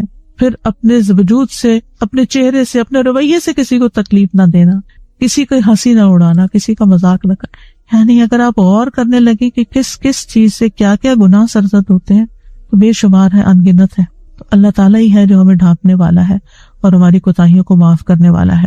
تو اس لیے اگر ہم کوئی اپنے کاموں میں یعنی کہ اپنے فرائض میں کوتاہی کرتے ہیں تو اللہ معاف کر دے، اگر ہم کسی حرام کا ارتکاب کرتے ہیں تو اللہ تعالیٰ ہمیں بخش دے اور آئندہ ہمارے ساتھ مہربانی کا ارادہ کرے، تاکہ ہم جن گناہوں سے توبہ کر چکے ان سے توبہ کیے رکھیں، واپس نہ پلٹیں ان میں۔ اور مثال کے طور پر آپ دیکھیں نماز میں دائیں بائیں جھانکنا، ادھر ادھر دیکھ لینا، نگاہوں کا اچکنا، یہ ساری چیزیں ناپسندیدہ چیزوں میں سے ہیں۔ تو ایسے سب چیزوں سے بچنے کے لیے اللہ کی رحمت چاہیے کہ ہمیں جو بری عادتیں پڑ چکی ہیں جن کا ہم خیال بھی نہیں کرتے، اللہ تعالیٰ ہمیں ان سے محفوظ رکھے۔ اور یہاں پر آپ دیکھیے کہ سب سے پہلے عفو ہے ترتیب میں، پھر بخشش ہے، غفران ہے، پھر اس کے بعد تیسرے نمبر پر رحمت ہے۔ سب سے پہلے انسان کو اگر اللہ سبحانہ وتعالیٰ کی طرف سے عافیت مل جاتی ہے، پکڑ نہیں ہوتی، پھر گناہ ڈانگ دیے جاتے ہیں، تو پھر ہی انسان رحمت کے قابل ہوتا ہے۔ اور پھر فرمایا انت مولانا فانصرنا علی القوم الکافرین، تو ہی ہمارا مولا ہے، تو ہمارا مالک ہے، تو ہمارا دوست ہے، تو ہمارا مددگار ہے۔ مولا کا لفظ بہت وسیع، اس کے اندر کئی چیزیں آتی ہیں۔ یہ اس طرح نہیں کہ انت مولا لنا، بلکہ کیا کہا انت مولانا، یعنی بہت قرب کا اظہار کیا گیا ہے۔ انت مولانا، تو ہی ہمارا مولا ہے۔ مثلا آپ کسی کو کہتے ہیں انت حبیبی، آپ میرے محبوب ہیں، یا آپ کہتے ہیں انت حبیب لی، آپ میرے لیے بہت عزیز ہیں، دونوں میں فرق ہے نا۔ تو انت مولانا اور انت مولا لنا میں فرق ہے۔ اسی طرح اور بھی چیزوں میں ہم یعنی یہ میرا ہے، یہ میرے لیے ہے، دونوں چیزوں میں فرق ہے۔ میرا ہے پوزیشن ظاہر کرتا ہے، میرے لیے ہے یعنی چیز کسی کی ہے لیکن میرے لیے ہے، اس وقت میرے لیے آئی ہے یہ۔ تو انت مولانا، ہم کہاں جائیں، تو ہی ہمارا مولا ہے، تو نہیں معاف کرنا ہے، تیرے ہی حضور ہم گڑ گڑا رہے ہیں، تیرے حضور ہم بخشش کی دعا کرتے ہیں، یعنی ہمارے سارے کاموں کا کارساز تو ہی ہے، اور جو تو نے ذمہ داریاں ہم پہ ڈالی ہیں اور جن چیزوں سے تو نے ہمیں روکا ہے ان سب کو ہم تبھی نبھا سکتے ہیں جب تو ہمیں مدد فراہم کرے۔ سورۃ الحج میں بھی آتا ہے وَاعْتَصِمُوا بِاللَّهِ هُوَ مَوْلَاكُمْ فَنِعْمَ الْمَوْلَى وَنِعْمَ النَّصِيرُ، اللہ کو مضبوطی سے تھام لو، پکڑ لو، وہی تمہارا مولا ہے، کتنا اچھا مولا، کتنا اچھا مددگار۔ اور اللہ تعالیٰ ایمان والوں کا مولا ہے، وَهُوَ يَتَوَلَّى الصَّالِحِينَ۔ اور جب اللہ مولا ہو، اللہ کام بنانے والا، تمہیں مایوسی نہیں آتی، پھر انسان کو انگزائٹی نہیں ہوتی، کیونکہ اس کو پتا ہے کوئی ہے جو اس کے کام بنانے والے، اور اس کے ساتھ ایک تعلق ہے اور اس کی پناہ لی گئی ہے، اس سے مدد مانگی جا رہی ہے اور وہ مدد دیتا ہے، اور حقیقی مولا وہی ہے۔ یعنی دنیا میں آپ کسی کو بھی اپنا مددگار بنا لیں، وہ کسی وقت بھی ساتھ چھوڑ سکتا ہے آپ کا، اپنی کمزوریوں اور کمیوں کی باعث، لیکن جس کا اللہ مولا ہے اس کے لیے کوئی مشکل نہیں، کیونکہ ثم ردوا الی اللہ مولاہم الحق، حقیقی مولا وہی ہے۔ یعنی ہم تیری طرف کیوں دعا کرنے کے لیے آئے ہیں، کیوں معافی مانگنے آئے ہیں، کیوں ہم درگزر کی درخواست کر رہے ہیں، کیونکہ تو ہمارا مولا ہے نا، تو ہی یہ کر سکتا ہے، کوئی اور نہیں کر سکتا ہمارے لیے۔ یعنی اگر ہم نے اللہ کے حق میں گناہ کیا اور ہم بندوں سے کہیں آپ معاف کر دیں یا کروا دیں تو یہ بات نہیں بنے، اللہ تو نہیں کرنا ہے۔ فانصرنا علی القوم الکافرین، بس ہمیں کافر قوم کے مقابلے میں مدد کر۔ یہ جو فا ہے نا، فانصرنا، وانصرنا نہیں، فانصرنا، یہ فا تفریع کے لیے ہے، یعنی اپنی خاص مدد کے ساتھ ہماری مدد فرما، خاص طور پر ہمیں مدد دے۔ اور اس میں ہر کافر شامل ہے، یعنی صرف انسانوں میں سے، جنات میں سے، جیسے ابلیس ابا واستکبر وکان من الکافرین، تو سب سے بڑا دشمن تو ہمارا وہی ہے، اس کے مقابلے کے لیے ہمیں اللہ کی مدد چاہیے۔ اور اسی طرح بنی آدم کے جو کافر ہیں، سرکش ہیں، ان کے خلاف بھی، کیونکہ وہ بھی آپ کو اللہ کے راستے پہ چلنے سے روکتے ہیں۔ تو جب انسان یہ دعا کرتا ہے تو اللہ سبحانہ وتعالیٰ اس کا جواب دیتا ہے۔ ابن عباس کہتے ہیں جب یہ آیت نازل ہوئی وَإِن تُبْدُوا مَا فِي أَنفُسِكُمْ أَوْ تُخْفُوهُ يُحَاسِبْكُم بِهِ اللَّهُ، کہ اگر تم ظاہر کرو جو تمہارے نفسوں کے اندر ہے یا اسے چھپاؤ، اللہ تمہارا محاسبہ کرے گا۔ تو اس پر صحابہ کے دلوں میں شدید خوف کی کیفیت آئی، جو کسی اور حکم سے نہیں آئی تھی، کسی اور بات سے نہیں آئی تھی۔ ڈر گئے بہت زیادہ کہ دل پر تو اختیار ہی نہیں، پتہ نہیں کہاں سے وسوسے، خیالات، کیا کچھ آ جاتا ہے اس میں۔ تو وہ نبی صلی اللہ علیہ وسلم کے پاس آئے کہ اس حکم پر عمل کرنے میں ہماری طاقت نہیں۔ تو آپ نے فرمایا کہو سمعنا وأطعنا وسلمنا، یہ نہ کہو جیسے بنی اسرائیل نے کہا سمعنا وعصینا، ہم نے سنا اور ہم نہیں مان سکتے، یہ نہیں کہو، کیونکہ صحابہ نے آ کر اس پہ تو عمل نہیں ہو سکتا، کہانی کہو سمعنا وأطعنا۔ ابن عباس کہتے ہیں اس پر اللہ تعالیٰ نے ان کے دلوں میں ایمان ڈال دیا اور یہ آیت نازل کی لا یکلف اللہ نفسا الا وسعہا، اور جب بندوں نے یہ پڑھا تو اللہ تعالیٰ نے فرمایا میں نے ایسا کر دیا، قد فعلت، میں نے ایسا کر دیا، یعنی ربنا ولا تحمل علینا، میں نے ایسا کر دیا، واغفر لنا وارحمنا، میں نے ایسا کر دیا. یعنی ہر دعا پر اللہ تعالیٰ نے جواب دیا، کیونکہ وہ قریب مجیب، کتنا قریب ہے کہ فوراً ہی ان کی ریکویسٹ مان لی گئی اور فوراً ہی جواب آ گیا کہ ہو گیا، جو تم نے مانگا تمہیں دے دیا گیا. تو اس آیت سے جو بات سمجھ میں آتی ہے، سب سے پہلی بات یہ کہ یہ دعا اللہ تعالیٰ نے خود سکھائی. جیسے سورۃ الفاتحہ میں دعا خود سکھائی، یہ دعا بھی اللہ تعالیٰ نے ہم سب کو سکھائی. لہذا گناہوں، کوتاہیوں، غلطیوں پر بخشش مانگنے کی سب سے بڑی دعا یہی ہے. پھر اسی طرح یہ اللہ تعالیٰ کی رحمت ہے کہ اس نے ہمیں یہ انعام دیا کہ نعمت عطا فرمائی. اور پھر اس آیت سے یہ بھی پتہ چلتا ہے کہ بخشش اور اللہ کی رحمت مانگنے کی بڑی اہمیت ہے. پھر رب کے وسیلے سے دعا کرنا، اور پھر رب کی تکرار کرنا، اور پھر یہ کہ رب کو وسیلہ بنا کے جب ہم دعا کرتے ہیں تو دعا قبول بھی ہوتی ہے. کیونکہ ان آیات کے بارے میں آتا ہے کہ جو ان آیات کو پڑھ کر دعا کرتا ہے اس کی دعا بھی قبول ہوتی ہے، کیونکہ پہلے استغفار کر لیتا ہے، رحمت طلب کر لیتا ہے، پھر اس کے بعد جو اور مانگتا ہے وہ بھی قبول ہو جاتا ہے. تو اس دعا سے یہ بات پتہ چلتی ہے کہ بندہ اللہ کی رحمت کا محتاج ہے، بخشش کا محتاج ہے، عفو درگزر کا محتاج ہے، کیونکہ ہر انسان خطا کار ہے، ہر انسان سے غلطی ہوتی ہے. نبی صلی اللہ علیہ وسلم نے فرمایا ہر انسان خطا کار ہے، اور بہترین خطا کار وہ ہیں جو توبہ کرتے ہیں، جو پلٹ آتے ہیں، لوٹ آتے ہیں. آپ دیکھیے کہ دو طرح کے لوگ ہوتے ہیں نا. ایک وہ کہ جب انہیں احساس ہوتا ہے کہ جو وہ کر رہے ہیں وہ ٹھیک نہیں ہے تو وہ چونک اٹھتے ہیں اور وہ پھر پوری اسٹرگل کر کے واپس لوٹتے ہیں. اور ان کی مثال اس شخص کی طرح ہے جو کسی غلط ٹرین میں بیٹھ جائے اور تھوڑی دیر کے بعد اس کو احساس ہو کہ میں صحیح جگہ پر نہیں ہوں، تو وہ کیا کرے گا؟ اس کے تو اوسان خطا ہو جائیں گے کہ میں کہاں جا رہا ہوں، یہ تو میرا راستہ ہی نہیں، یہ تو میری منزل ہی نہیں جس جگہ پہ میں بیٹھ گیا ہوں. تو جو متقی لوگ ہوتے ہیں، تقویٰ والے ہوتے ہیں، جب وہ کسی ایسی کمپنی میں بیٹھ جائیں، ایسے لوگوں میں بیٹھ جائیں، ایسے کام میں پڑ جائیں جو ان کے مزاج کے خلاف ہوتا ہے، یا جو ان کو سمجھ آتی ہے کہ یہ تو اللہ کی نافرمانی کا کام ہے، تو وہ وہاں نہیں بیٹھتے. پھر ان کا دل وہاں نہیں لگتا، وہ چاٹ ہو جاتا ہے اور فوراً وہاں سے نکلنے کی کرتے ہیں. یہ میری جگہ نہیں، مجھے یہ نہیں کرنا، میں غلط ٹرین پہ بیٹھا ہوا ہوں. اور آپ سوچیے اگر آپ غلط ٹرین پہ بیٹھے ہوئے ہوں اور ٹرین چلی جا رہی، دل کی حالت کیا ہوگی. اسی طرح اگر آپ کسی رانگ پلیس پر ہیں جاب کے سلسلے میں، یا ویسے کسی ایسے انسان کے ساتھ شادی ہو گئی ہے یا کچھ کہ جو آپ کو ہر نیکی کے کام سے روکتا ہے، نہ وہ خود ایمان رکھتا ہے، نہ وہ خود کچھ کرتا ہے، نہ آپ کو کرنے دیتا ہے، تو آپ کوشش تو کریں گے کسی طرح نبھائیں. لیکن اگر آپ کی ایمان کو خطرہ ہو تو آپ اپنی دنیا کو سامنے نہیں رکھیں گے، پھر آپ اپنی آخرت کو سامنے رکھیں گے. کبھی بھی دنیا اور دنیا کا کمپیریزن نہ کیا کریں، دنیا اور آخرت کا کیا کریں.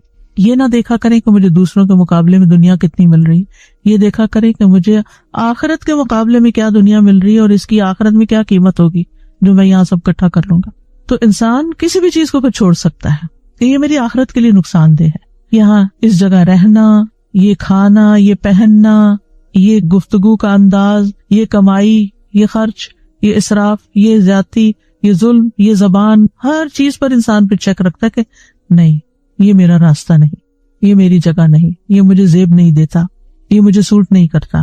مجھے اللہ کا بندہ بن کے رہنا ہے، مجھے اللہ کی اطاعت اور فرما برداری کرنا ہے، کیونکہ اسی میں میری آخرت کی سیفٹی ہے، اسی میں میری نجات ہے. اور یہی دراصل توبہ ہوتی ہے، استغفار ہوتا ہے کہ انسان کو جب پتہ چل جائے کہ میں غلط کر رہا ہوں یا میں نے غلط کیا تو بے حد پریشان بھی ہوتا ہے، شرمندہ بھی ہوتا ہے، اور واپس پلٹنے کی کرتا ہے اور اگلے اسٹیشن پر اتر جاتا ہے. وہ بیٹھا نہیں رہتا کہ نہیں ایئر کنڈیشن گاڑی ہے، سیر ہی صحیح، چلو نہیں، واپس پلٹے گا. تو مومن وہ ہے جو غلطی کر کے پلٹ آئے، غصہ آ جائے تو معاف کر دے، کسی کے حق میں کبھی کوتاہی ہو جائے تو سوری کر لے. اس کی انا آڑے نہیں آتی، وہ سوری کرنے میں دیر ہی نہیں لگاتا، وہ فوراً سوری کر لیتا ہے. کوئی رنجش ہو جائے کسی سے تو دل صاف کر لیتا ہے. کسی کی طرف سے کوئی غلطی سامنے آ جائے تو اس کے لیے بھی بخشش کی دعا مانگتا ہے. ربنا اغفر لنا ولاخواننا الذین سبقونا بالایمان ولا تجعل فی قلوبنا غلا للذین آمنوا. وہ ایمان والوں کے لیے دل میں حسد، کدورت، نفرت اور ایسی چیزیں نہیں رکھتا. وہ اپنی غلطی کی تعویلیں کر کر کے اور اپنے آپ کو جسٹیفائی کر کے غلطی پہ اڑتا نہیں ہے، بلکہ وہاں سے نکلتا ہے. وہ دنیاوی شان و شوکت اور دنیاوی عیش و عشرت کی خاطر اپنے رب کو ناراض نہیں رکھتا. وہ اپنے ضمیر کی آواز سنتا ہے، وہ سچائی کے راستے پہ چلتا ہے، وہ خیانت نہیں کرتا، کیونکہ اسے معلوم ہے کہ میرا رب سب جانتا ہے، کوئی جانے یا نہ جانے وہ تو جانتا ہے. تو ایسا انسان اللہ سبحانہ وتعالیٰ کی رحمت میں آ جاتا ہے. موسیٰ علیہ السلام کے بارے میں آپ سب کو معلوم ہے کہ وہ ایسے وقت میں شہر میں داخل ہوئے جب شہر والے غفلت میں تھے، دو آدمی لڑ رہے تھے، ایک موسیٰ علیہ السلام کی اپنی قوم کا تھا اور ایک مخالف قوم کا تھا. تو جو اپنی قوم والا تھا اس نے مدد مانگی، انہوں نے مدد کی اور مخالف کے اوپر حملہ کیا، وہ وہیں مر گیا. اور جو ہی ان سے غلطی ہوئی تو کیا کہا، رب انی ظلمت نفسی فاغفر لی. پھر کیا ہوا، فغفر اللہ، اللہ نے معاف کر دیا. ان کا ارادہ نہیں تھا قتل کرنے کا، لیکن بہرحال قتل تو قتل ہے، چاہے خطا سے بھی ہو، تو ان کو تکلیف ہوئی. تو اس سے یہ بات بھی پتہ چلتی کہ ہر غلطی معاف ہو سکتی ہے. انسان کو پر امید رہنا چاہیے، یعنی غلطی کا اعتراف کر لیا جائے، اس کو چھوڑ دیا جائے، اس کے بعد کوئی نیکی کر لی جائے، اللہ تعالیٰ کی طرف رجوع کر لیا جائے. کیونکہ اگر انسان اصرار کرتا ہے تو پھر معافی نہیں. وَلَيْسَتِ التَّوْبَةُ لِلَّذِينَ يَعْمَلُونَ السُّوءَ، اور پھر وہ اس پر اصرار کرتے ہیں، یعنی برا نہیں سمجھتے برائی کو. تو بات یہ ہے کہ جو لوگ ایماندار ہیں وہ اپنے ایمان کی بنیاد پر ہمیشہ الرٹ رہتے ہیں. تقویٰ جو ہے وہ چوکنے زندگی بسر کرنے کا نام ہے، جاگتے رہنے کا نام، ہوشیار رہنے کا نام، احتیاط والی زندگی اختیار کرنے کا نام، اپنے اوپر چیک رکھنے کا نام ہے، اللہ سے ڈرنے کا نام ہے. یعنی آپ کوئی بھی کام کر رہے ہیں تو آپ الرٹ ہوتے ہیں کہ کیا کر رہا ہوں میں، کیوں کر رہا ہوں، یہ تو ٹھیک نہیں ہوا، ایسا تو نہیں کرنا چاہیے تھا. یعنی اپنے آپ کا محاسبہ کرتے رہتے. یہ متقی شخص کی پہچان ہوتی ہے، جس کے اندر تقویٰ ہوتا ہے. اول تو وہ غلطیوں سے بچ کے چلتا ہے، کیونکہ وہ خاردار جنگل میں، کانٹوں والے جنگل میں بچ کے چل رہا ہوتا. لیکن آپ کو معلوم ہے کہ جتنا بھی آپ بچ کے چلیں، کانٹے تو کانٹے ہیں، کوئی چھوڑ کے آپ پہ آ پڑے گا، کہیں نہ کہیں اٹک ہی جائیں گے، کچھ نہ کچھ چوب ہی جائے گا. لہٰذا فوراً ہی توبہ کرتے ہیں. نبی صلی اللہ علیہ وسلم نے فرمایا ہر مومن آدمی سے کوئی نہ کوئی ایسا گناہ سرزد ہو جاتا ہے جس کو وہ اکثر کرتا رہتا ہے، یعنی ریپیٹڈ غلطیاں. ہم سب جانتے ہیں اپنی، خاص طور پر جو بچوں کے معاملے میں یا قریبی لوگوں کے ساتھ جو ہمارے تعلقات ہوتے ہیں، جب ان کی طرف سے ہمیں ناپسندیدہ رویوں کا سامنا کرنا پڑتا ہے تو ہمارا بھی نیگیٹو ری ایکشن آ ہی جاتا ہے. جتنا بھی چاہے کنٹرول کرے، وہ کہیں نہ کہیں سے ادھر ادھر سے پھر نکل آتا ہے. اگر ہم زبان سے نہ بھی کچھ کہنا تو ہم سوچ لیتے یہ تو ہے ہی ایسے، انہوں نے نہیں بدلنا، یہ تو ایسے ہی ہے، تو کچھ سے کچھ برا ہی سوچ لیں گے. تو ہر مومن کچھ نہ کچھ اس سے غلطی تو ہوتی رہتی ہے. فرمایا یا کوئی ایسا گناہ ہوتا ہے جس پر وہ قائم رہتا ہے اور وہ اس کو نہیں چھوڑتا حتیٰ کہ دنیا چھوڑ جاتا ہے. اللہ ہم کو معاف کر دے. جب لوگ کہتے ہیں نا پتہ نہیں کون سا گناہ تھا کہ جس کی پکڑ ہوگی، کہتے پتہ نہیں کون سا. ہاں واقعی ہمیں بعض اوقات نہیں پتا ہوتا، یا ہم کسی کو کہیں نا استغفار کرو تو برا بھی مان جاتے ہیں لوگ کہ یہ ہمیں کیوں کہہ رہے ہیں کہ معافی، ہم نے کیا غلطی کی ہے. نظر نہیں آتی تو مانتے بھی نہیں. ہمارے پیغمبر ہمیں بتاتے ہیں کہ ہر انسان کوئی نہ کوئی غلطی کرتا رہتا ہے اور پھر مرتے دم تک کرتا رہتا ہے. آپ دیکھیں ایسی ریپیٹڈ غلطیاں کیوں ہوتی، کیونکہ حالات اس طرح کے ہوتے ہیں کہ انسان کی سمجھ میں نہیں آتا کہ ان سے نکلے کیسے. آپ سب اگر اپنی اپنی زندگی پر غور کریں تو آپ دیکھیں گے کہ کچھ چیزیں آپ کو اپنی زندگی میں اپنی ہی عادتیں یا اپنے ہی کام نہیں اچھے لگتے. مثلا نمازوں میں خشوع کی کمی، ہم سب کو تکلیف ہوتی ہے کہ یا اللہ یہ ٹھیک ہو جائے، پھر کھڑے ہوتے پھر بھول جاتے، ہر نماز میں بھول جاتے ہیں کہ ہم پتہ نہیں کہاں سے کہاں چلے جاتے. اتنے سال گزر گئے زندگی کے، ابھی تک تو نہیں ٹھیک کر سکے. ایون کعبے کے آگے کھڑے ہو کے بھی سجدوں میں تنگ ہیں اپنی عادت سے، کنٹرول میں ہی نہیں، کہاں سے کہاں خیالات بھٹک جاتے ہیں. جتنے چاہیں عہد کر لیں. اور ایک روایت میں آتا ہے نا کہ ایک وقت ہے کہ خشوع اٹھا لیا جائے گا، بڑا ڈر لگتا ہے کہ کہیں یہی وقت تو نہیں کہ ہمیں نصیب ہی نہیں ہوتا اس طرح. تو کیا یہ اللہ کے حق میں کمی نہیں کہ کھڑے اللہ کے آگے ہیں، باتیں اس سے کریں، دھیان کہیں اور ہے. ہمارے ساتھ کوئی ایسے کرے تو مومن کے ساتھ بھی یہ سلسلہ جاری رہتا ہے. اس لیے استغفار کرنا ضروری ہے.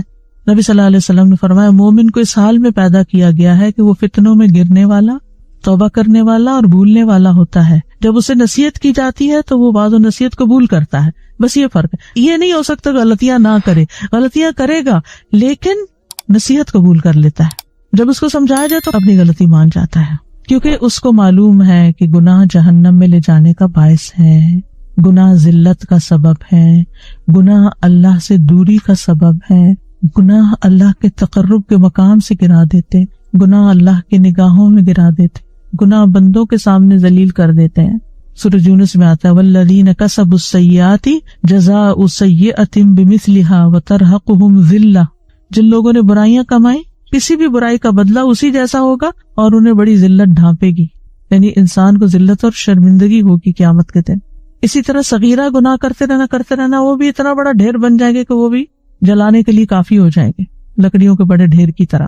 نبی صلی اللہ علیہ وسلم نے فرمایا چھوٹے گناہوں سے بھی اپنے آپ کو بچاؤ، کیونکہ بعض اوقات چھوٹے گناہ آدمی پہ اکٹھے ہو جاتے ہیں یہاں تک کہ اس کو ہلاک کر دیتے ہیں، اس لیے چھوٹی غلطیوں سے بھی بچنا چاہیے۔ پھر یہ کہ گناہ ایک بوجھ ہے، قیامت کے دن بھی ہوں گے اور دنیا میں بھی دل پر بوجھ بنتے ہیں، اور اس کی وجہ سے انسان کی خوشیاں ختم ہو جاتی ہیں، سکون لٹ جاتا ہے، اضطراب اور بے چینی پیدا ہو جاتی، انگزائٹی اور ڈپریشن آنے لگتا ہے انسان کے اندر، کیونکہ وہ انسان کو اندر سے کھاتے ہیں، پنچ کرتے ہیں، وہ بوجھ محسوس کراتے۔ بعض اوقات یہ جو سٹریس ہے اس میں کچھ تو کام کی زیادتی کا بھی ہوتا ہے، لیکن بعض اوقات سٹریس کی ایک ریزن اپنی غلطیاں اور کوتاہیاں بھی ہوتی ہیں، کہ جب غلطی کر لیتا ہے انسان پہ بار بار انسان کو پنچ کرتی ہے تو وہ سٹریس بن جاتا ہے۔ لہٰذا ہر وقت گناہوں کی معافی مانگتے رہنا چاہیے، استغفار کرتے رہنا چاہیے، اور جو کرتا رہتا ہے اللہ تعالیٰ کا وعدہ ہے اللہ تعالیٰ اس کو بخش دے گا۔ والذین عملوا السیئات ثم تابوا من بعدها وآمنوا ان ربک من بعدها لغفور رحیم۔ اللہ تعالیٰ الغفور ہے، الغفار ہے، الغافر ہے، رحیم ہے، رحمان ہے، معاف کرنے والا ہے۔ ان ربک لذو مغفرۃ للناس، لوگوں کے لیے یقیناً بڑا بخشش فرمانے والا ہے۔ پھر اس نے مایوس ہونے سے بچنے کے لیے کہا قل یا عبادی الذین اسرفوا علی انفسہم لا تقنطوا من رحمت اللہ ان اللہ یغفر الذنوب جميعا۔ اللہ تعالیٰ تو ساری غلطیاں، سارے گناہ معاف کر سکتا ہے، اس لیے مایوسی نہیں، دن اور رات توبہ قبول کرنے والا ہے۔ اللہ تعالیٰ رات کے وقت اپنا ہاتھ پھیلاتا ہے کہ دن کا گناہ گار توبہ کر لے، اور دن کو پھیلاتا ہے تاکہ رات کا گناہ گار توبہ کر لے، یہاں تک کہ سورج مغرب سے طلوع ہو۔ اللہ تعالیٰ اپنے نبی کو استغفار کا حکم دیتے ہیں، انبیاء اپنے رب سے استغفار کرتے ہیں۔ والذی اطمع ان یغفر لی خطیئتی یوم الدین، حضرت ابراہیم علیہ السلام نے کہا تھا وہ ذات کے جس سے مجھے توقع ہے کہ وہ قیامت کے دن میری خطائیں معاف کر دے گا۔ موسیٰ علیہ السلام نے بخشش کی دعا مانگی، یونس علیہ السلام نے لا الہ الا انت سبحانک انی کنت من الظالمین کہہ کے اپنی خطا کا اعتراف کیا۔ داؤد علیہ السلام نے استغفار کیا، وظن داؤد انما فتناہ فاستغفر ربہ وخر راکعا واناب۔ داؤد کو خیال آیا کہ اس مقدمے کے ذریعے ہم نے اس کی آزمائش کی ہے، تو انہوں نے اپنے رب سے معافی مانگ لی اور رکوع میں گر گئے اور اس کی طرف رجوع کر لیا۔ نوح علیہ السلام نے اپنی قوم کو استغفار کرنے کا حکم دیا، فقلت استغفروا ربکم انہ کان غفارا۔ ہود علیہ السلام نے اپنی قوم سے کہا یا قوم استغفروا ربکم ثم توبوا الیہ۔ شعیب علیہ السلام نے اپنی قوم سے کہا واستغفروا ربکم ثم توبوا الیہ۔ پھر تمام انسانوں کو توبہ کا حکم دیا گیا، استغفار کا، وان استغفروا ربکم ثم توبوا الیہ۔ اور ایمان والے تو خاص طور پر راتوں کو اٹھ کر استغفار کرتے ہیں، وبالاسحار هم یستغفرون۔ اور یہ بھی یاد رکھیے کہ جو اللہ تعالیٰ سے معافی کی امید رکھتا ہے، مایوس نہیں ہوتا، اللہ تعالیٰ اس کو معاف کر دیتے ہیں۔ نبی صلی اللہ علیہ وسلم نے فرمایا، اللہ تعالیٰ فرماتا ہے اے ابن آدم جب تک تو مجھے پکارے گا اور مجھ سے پر امید رہے گا میں تجھے بخشتا رہوں گا، جو بھی گناہ ہوں گے اور کوئی پرواہ نہیں کروں گا۔ اے ابن آدم اگر تیرے گناہ آسمان کی بلندیوں تک پہنچ جائیں پھر تو مجھ سے بخشش طلب کرے تو میں پرواہ کیے بغیر تجھے بخش دوں گا۔ اے ابن آدم اگر تو زمین کے برابر گناہ لے کر میرے پاس آئے، اس حال میں مجھے ملے کہ شرک نہ کیا ہو مجھ سے، تو میں تجھے ان گناہوں کے بقدر بخش دوں گا۔ تو بندے جب تک اللہ سے بخشش مانگتے رہیں گے اللہ تعالیٰ بخش دے گا۔ 1000 بار بھی گناہ کر لے تو بھی انسان کی بخشش ہو سکتی ہے، یعنی جتنی دفعہ گناہ ہو اتنی دفعہ توبہ کر لینی چاہیے، جان بوجھ کے نہیں گناہ کرنے چاہیے، لیکن اللہ تعالیٰ سے معافی مانگتے رہنا چاہیے۔ اللہ تعالیٰ ہم سب کو بخش دے اور ہمیں بخشش مانگنے کا طریقہ سکھا دے، اور حقیقی معنوں میں ہمیں اپنی غلطیوں کا اعتراف کرنا سکھا دے، غلطی کو ماننے والا بنا دے۔ حقیقت یہ ہے کہ انسان خطا کا پتلا ہے، انسان کے نفس کے اندر کمزوریاں موجود ہیں۔ خلق الانسان ضعیفا، انسان کمزور پیدا کیا گیا ہے، انسان بھولنے والا ہے۔ اسی بنا پہ ایسا ہوتا ہے کہ انسان اس دنیا میں بار بار پھسل جاتا ہے۔ کبھی اللہ سبحانہ وتعالیٰ کے کسی حکم کو ماننے میں اسے مشکل ہو جاتی ہے، یا وہ بھول جاتا ہے، یا وہ قصدن نہیں عمل کرتا جو اس کو کرنے کے لیے کہا جاتا ہے، اور کبھی وہ بھول چوک کا شکار ہو جاتا ہے، انجانے میں اس سے خطائیں ہو جاتی ہیں، انسان سے بار بار غلطیاں ہوتی ہیں۔ اگر انسان قصدن کوئی گناہ کرتا ہے اور گناہ پر قائم رہتا ہے تو ایسا شخص اللہ کی نگاہ میں سخت مجرم ہے، ایسا شخص قیامت کے دن اللہ کی پکڑ سے بچ نہیں سکے گا۔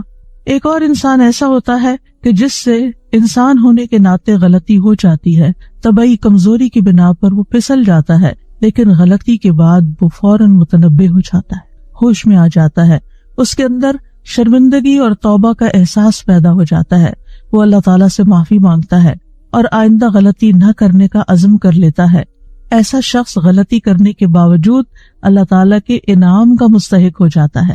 انسان اپنے آغاز سے ہی غلطیاں کرتا چلا آیا ہے۔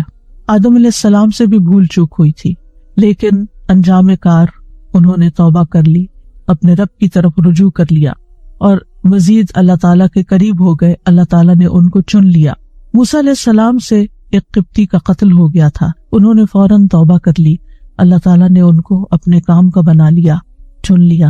غلطی انسان سے ہوتی ہے، لیکن غلطی کرنے کے بعد جو شخص توبہ استغفار کر لیتا ہے وہ ایسا ہوتا ہے گویا اس نے غلطی کی ہی نہ ہو۔ اللہ سبحانہ وتعالیٰ اس کو پاک صاف کر دیتا ہے، اور یہ ہم سب کی ضرورت ہے۔ اس لیے بہت ضروری ہے کہ ہم بار بار اللہ تعالیٰ کی طرف پلٹتے رہیں اور توبہ اور استغفار کرتے رہیں۔ قرآن مجید میں اللہ تعالیٰ فرماتے ہیں، اللہ کسی نفس کو اس کی وسعت سے بڑھ کر تکلیف نہیں دیتا، جو اس نے نیکی کمائی وہ اسی کے لیے ہے، اور جو اس نے برائی کمائی وہ اسی کے ذمہ ہے۔ اے ہمارے رب، اگر ہم بھول جائیں یا ہم خطا کریں تو ہمارا مواخذہ نہ کرنا۔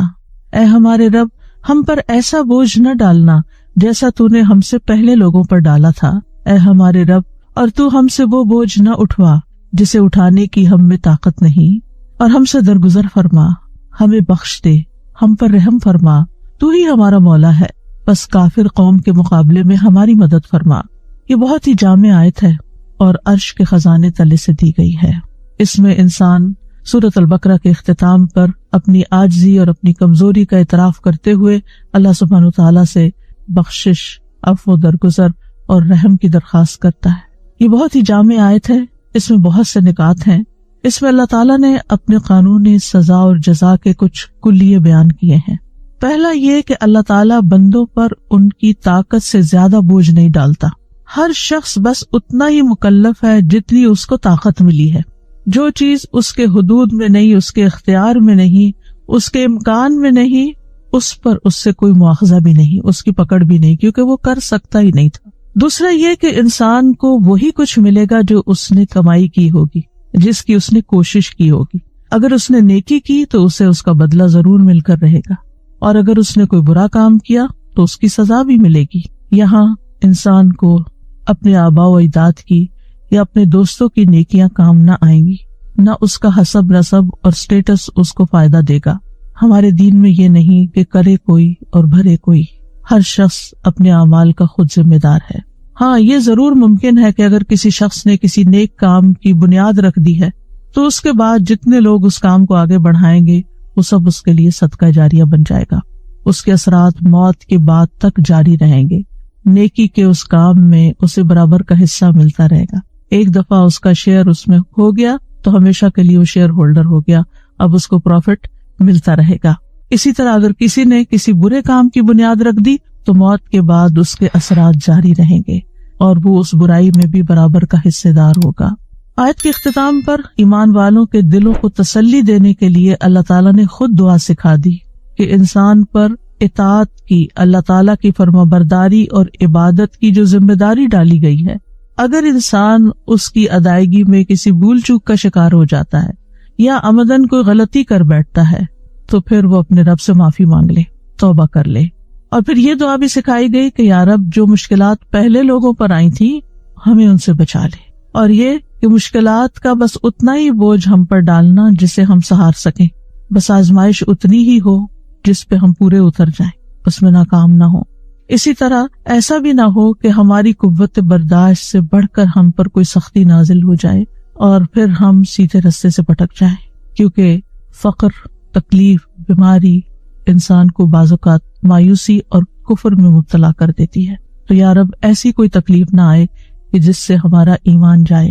اللہ سبحانہ تعالیٰ کی یہ سنت رہی ہے کہ جو شخص بھی حق کی پیروی کا ارادہ کرتا ہے اللہ تعالیٰ اس کو آزماتا ضرور ہے، اس کا اخلاص دیکھتا ہے، اور جب آزمائشیں آتی ہیں تو مومن کا کام پھر یہی ہے کہ ان کا مقابلہ کرے، ان کے آگے ہمت نہ ہارے، اللہ تعالیٰ کی طرف پلٹے، کثرت سے استغفار کرے، اپنے گناہوں کی معافی مانگے تاکہ انسان اس مشکل سے باہر نکل آئے۔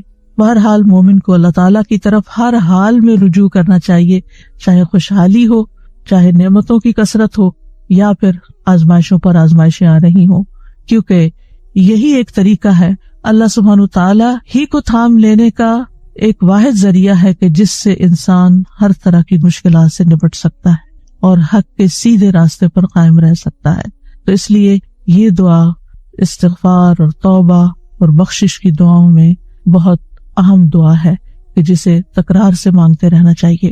اور اس میں سب سے پہلے جو بات کی گئی، لا یکلف اللہ نفسا الا وسعها، وسع اس چیز کو کہتے ہیں جو انسان پر وسیع ہو جائے، یعنی اس پہ تنگ نہ پڑے، اس پہ تنگی نہ ڈالے۔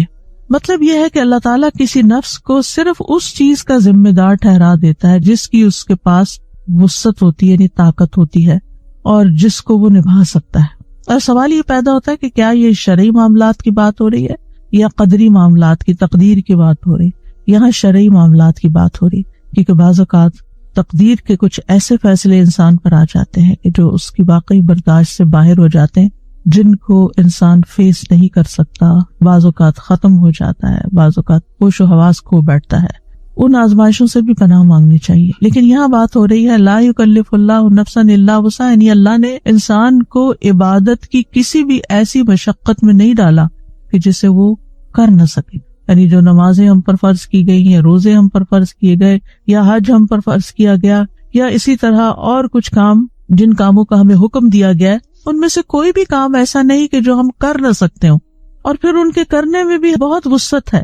یعنی اس میں بھی انسان کو سہولت دی گئی ہے کہ اگر ایک طریقے پہ نہیں کر پا رہا تو وہ اس میں رخصت لے لے، اس میں اختصار بھی ہے، اس میں سہولت بھی ہے۔ نماز میں کھڑے نہیں ہو سکتے، بیٹھ جاؤ، بیٹھ نہیں سکتے لیٹ جاؤ، سجدہ نہیں کر سکتے اشارے سے سجدہ کر لو، وضو نہیں کر سکتے تیمم کر لو، اور اسی طرح کی بے شمار مثالیں ہیں کہ جس میں ہمیں بہت وسعت دی گئی ہے، بہت آسانی دی گئی ہے۔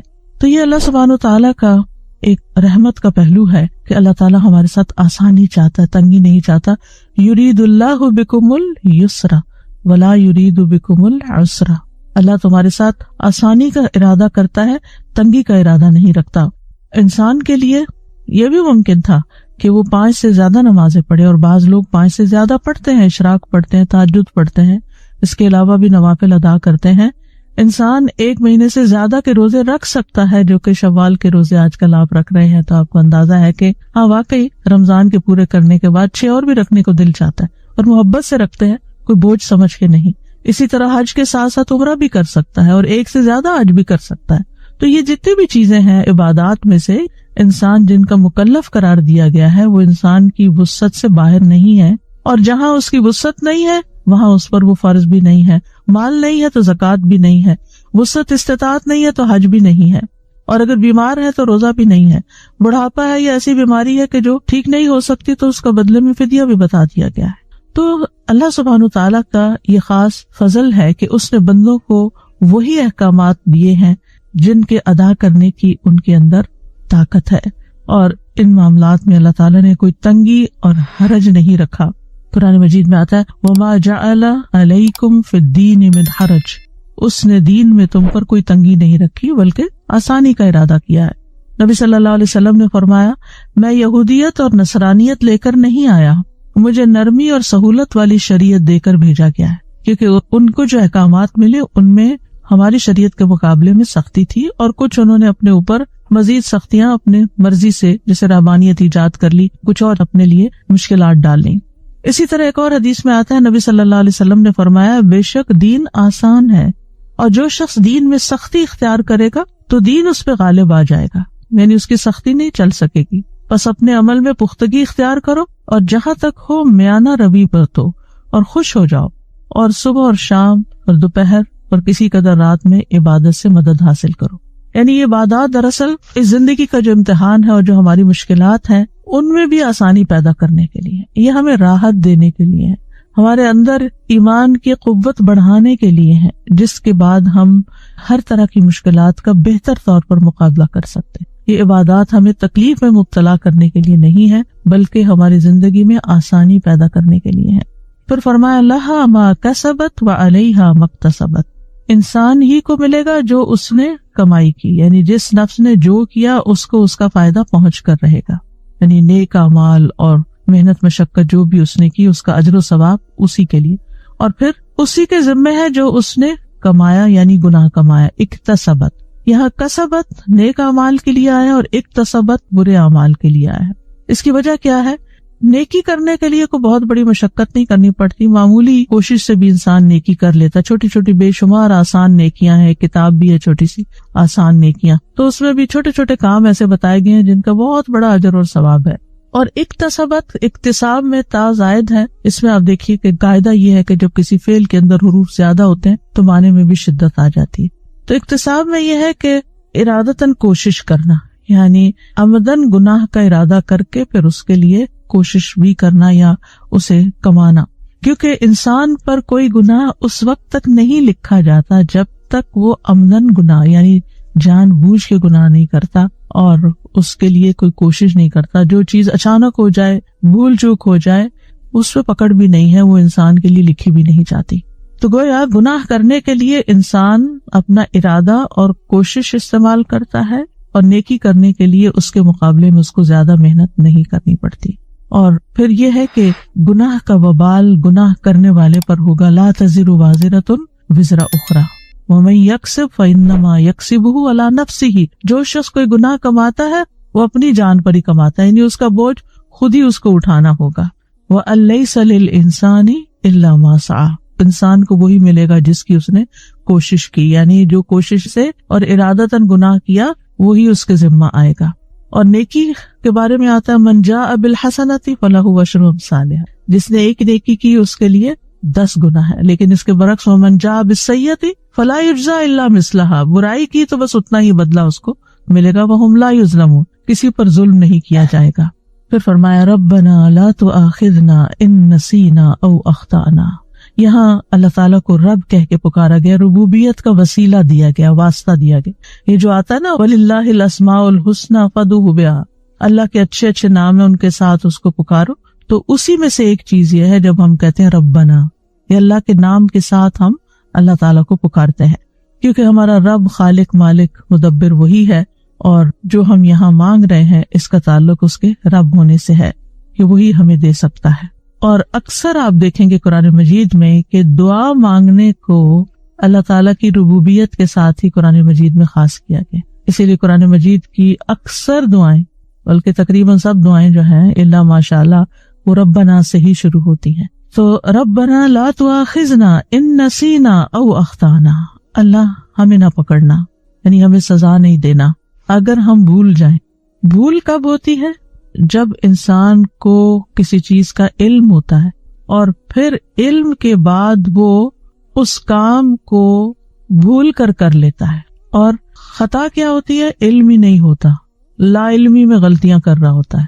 جیسے ریسنٹلی میں نے دیکھا کہ مسلمانوں کی جب اجتماعی صورتحال دیکھتے ہیں اور سب سے بڑی عبادت و نماز ہی ہے، تو جب میں مسجد نبی میں اپنے دائیں بائیں دیکھتی تھی تو اور خواتین ہی ہوتی تھی تو بہت ہی زیادہ تکلیف ہوتی تھی اس بات کی کہ نماز کے بنیادی فرائض تک سے غافل ہیں یا لا علم ہے، معلوم ہی نہیں سطر کتنا ڈھانکنا ہے، نماز میں کہاں دیکھنا ہے، نماز میں سجدہ کیسے کرنا ہے، رکوع کیسے کرنا ہے، کیونکہ بہت سارے لوگ ہوتے ہیں نا، نظر پڑ جاتی ہے آگے، آپ کے آگے جو سب نظر پڑ جاتی ہے، کسی نے گردن اٹھائی ہوئی ہے، کسی نے جھکائی ہوئی ہے، بس ایسے ہی تھوڑا سا جھکا ہوا ہے کوئی، اور آپ کو معلوم ہے کہ اگر رکوع اور سجدہ صحیح نہ ہو تو نماز ہی نہیں ہوتی۔ لیکن بہت ہی دل تکلیف میں آ جاتا تھا کہ یا رب ان سب کو کون ایجوکیٹ کرے اور کون بتائے اور کس طرح ان کی تربیت کی جائے۔ بہرحال ہم سب پر لازم ہے خود بھی سیکھیں اور دوسروں کو بھی سکھائیں، اور جہاں جہاں تک ہم پہنچا سکیں پہنچائیں، اور کم از کم اپنے دائیں بائیں اور اپنے گھر میں اور اپنے بچوں کو تو صحیح نماز پڑھنا سکھا دیں۔ پھر اسی طرح سطر میں آپ دیکھیں کہ ہارڈلی کوئی ایسی خاتون ہوگی خصوصاً پاکستانی ڈریس میں کہ جس کے ٹخنے ڈھکے میں ہوں، اور ٹخنے تو کیا آدھی رکوع اور سجدے میں جاتے ہوئے پنڈیاں بھی نظر آ جاتی۔ جب سطر ہی نہیں تو نماز کہاں سے ہوگی؟ دکھ کس بات کا ہوتا ہے کہ اتنا مال اور وقت اور جد و جہد خرچ کر کے آپ یہاں پہنچے ہیں اللہ کے گھر میں، اور کرنا کیا ہے وہ آتا ہی نہیں ہے۔ تو یہ نہیں آتا، کیوں نہیں آتا؟ اگر لا علمی کی بنا پر ہے تو یہ خطا ہے، پتہ نہیں ہے۔ اور اسی طرح پھر ارادتاً بھی کرنا، یعنی آپ کو کوئی بتاتا بھی ہے اور آپ سننے کو تیار نہیں ہوتے، یعنی بہت دفعہ ایسا بھی ہوتا ہے، وہ کہتے ہیں جیسے ہم کر رہے ہیں ایسے ٹھیک ہے، بس یہی صحیح ہے۔ نسیان یعنی بھول چوک کہ دل کا ایک معلوم چیز سے غافل ہو جانا، معلوم تھا لیکن بھول گئے۔ مثلاً آپ نے اپنی چابیاں کہیں رکھی، آپ کو اس وقت معلوم تھا آپ کہاں رکھ رہے ہیں، لیکن بعد میں کیا ہوا، بھول گئے. آپ کہتے ہیں کہ میرا خیال ہے یہاں رکھی تھی، میرا خیال ہے یہاں رکھی تھی، اور بہرحال اندازے سے پھر آپ ڈھونڈ بھی لیتے ہیں. تو یہ بھول چوک ہوتی ہے کہ آپ نے خود ہی وہ چیز جانی ہوتی ہے، آپ کو معلوم ہوتا ہے آپ نے کی ہوتی ہے، لیکن آپ کے ذہن سے نکل جاتی، بھول جاتے ہیں. اور خطا جو ہوتی ہے مخالفت کو کہتے ہیں، نافرمانی کے ارتکاب کو کہتے ہیں. لیکن خطا میں